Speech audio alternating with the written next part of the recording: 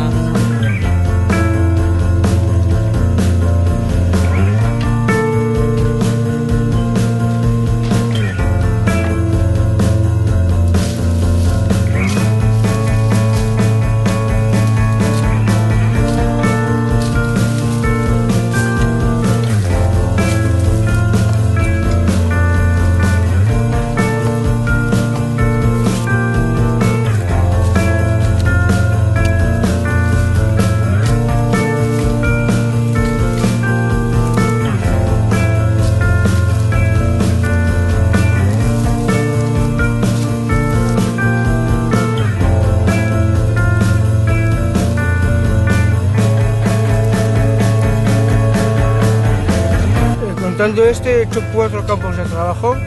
¿Te gustan? Sí, me gusta porque este es el segundo campo que hago de arqueología y he hecho otros 2 trabajando en residencias con personas de la tercera edad.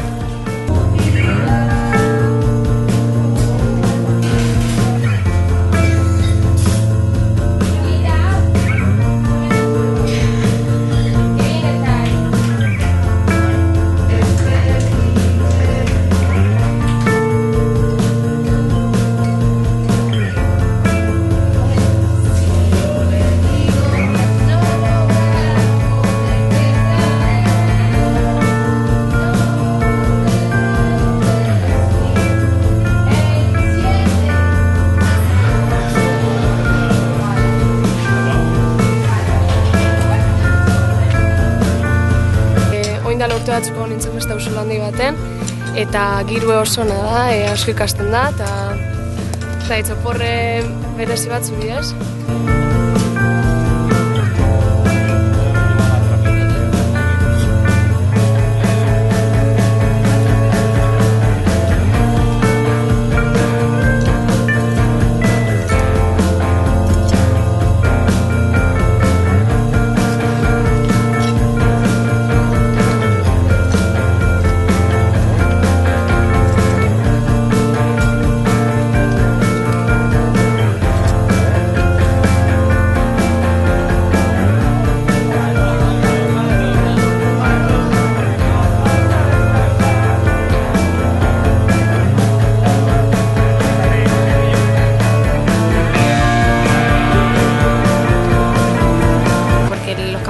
Te dan una oportunidad de conocer diferentes áreas, porque no te da otra historia, ¿no?